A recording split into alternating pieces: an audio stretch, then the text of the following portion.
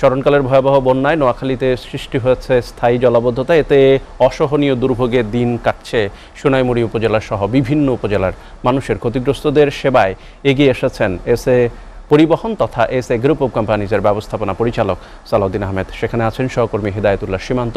সরাসরি চলে যাচ্ছি তার কাছে। সীমান্ত, বন্যার্থদের মাঝে এসএ গ্রুপ অব কোম্পানিজের ত্রাণ কার্যক্রম কেমন চলছে জানাবেন। সাদি, আপনি যেমনটি বলছিলেন, আজকে এক সপ্তাহ ধরে নোয়াখালীর সোনাইমুড়ির বানবাসীদের মাঝে খাদ্য সহায়তা বিতরণ করছেন এসএ গ্রুপের কর্ণধার সালাউদ্দিন আহমেদ।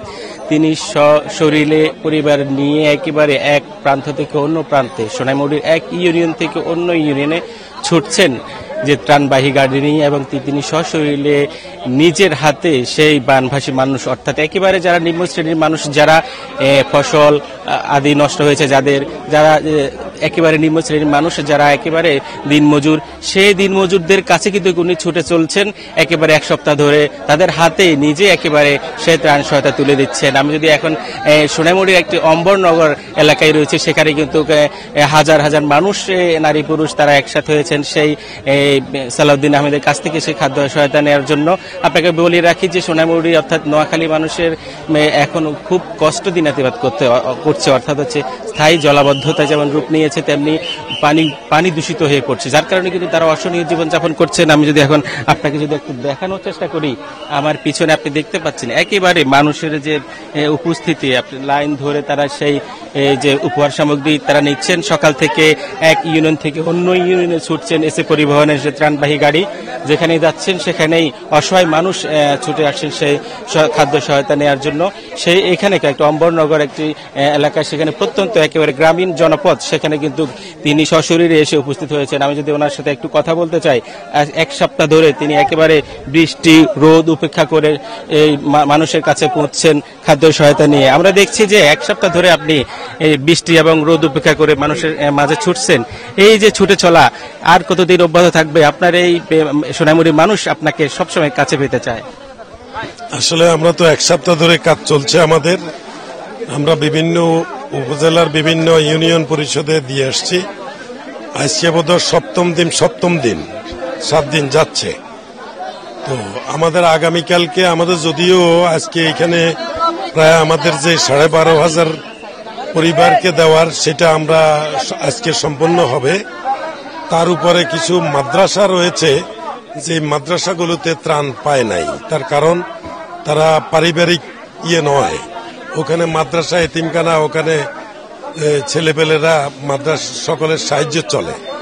তো আমাদের উদ্বৃত্ত কিছু প্যাকেট আছে, সেটা আমরা কালকে সেই মাদ্রাসাগুলোর মধ্যে আমরা ফ্রি এগুলি বিতরণ করব।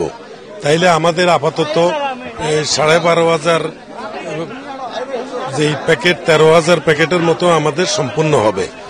তো আমি আশা করছি যে, আমি তো একজন ব্যবসায়ী, বুঝেনই তো যে আমার দ্বারা আর কতটুকু সম্ভব। আমি তো সাধারণ ব্যবসায়ী। আর তাছাড়া বিগত 15 বছরে আমাদের ব্যবসা বাণিজ্য সব তলানিতে লয়ে গেছে, এবং তলানিতে যাওয়ার পিছনে দুর্বৃত্তায়নই হইল মেইন কারণ।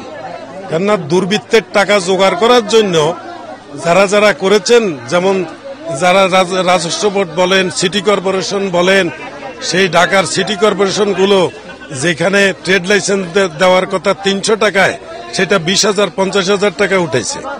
যেই বাড়ির হোল্ডিং ট্যাক্স ন্যূনতম 2,000 3,000 টাকা হওয়া উচিত, সেখানে লাখ লাখ টাকা উঠেছে, 10 লাখ টাকা উঠেছে।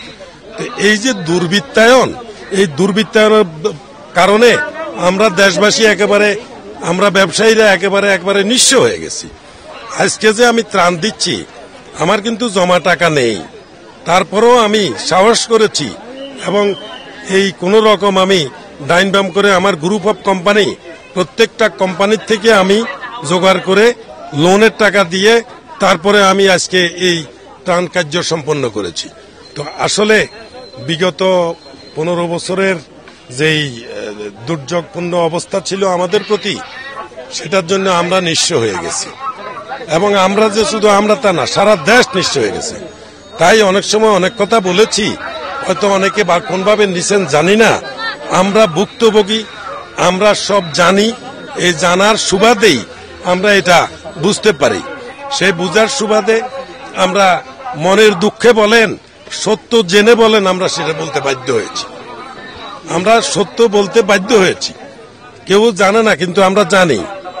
আমরা সেই স্বাধীনতার সংগ্রামের সময় থেকে স্বাধীনতার আগে আমি তো ঢাকায় ছিলাম, আমরা দেখেছি তো সব, তার ওই সময়ও দেখেছি আর এর পরেও দেখেছি।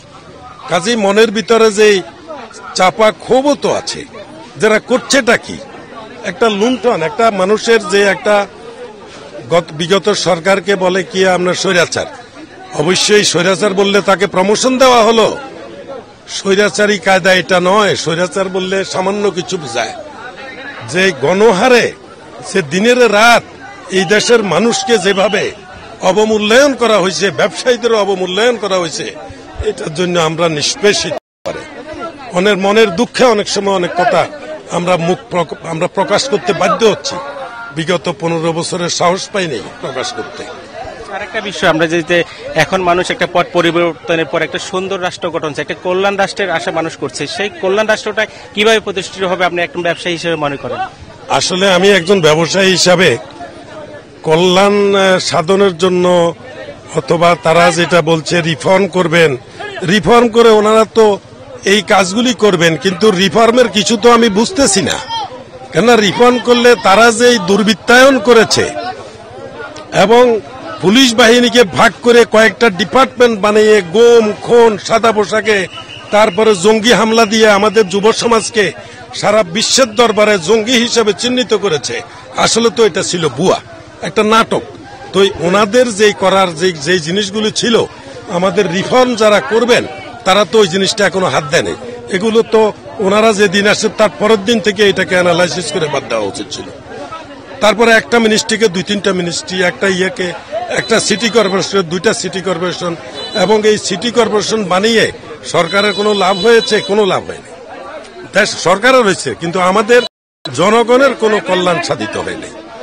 এটা তো আমরা জেনারেল পাবলিক, আমরা তো এটা বুঝি, আমরা যে বুঝি, কাজেই আমাদের বুঝার যে কারণেই আমরা আজকে সেটা বলছি। তবে আমার মনে হয় না যে আমরা সঠিক ভাবে এবং দেশের মানুষের কল্যাণ সাধন সম্পূর্ণরূপে সাধন হবে বলে আমার বিশ্বাস হচ্ছে না।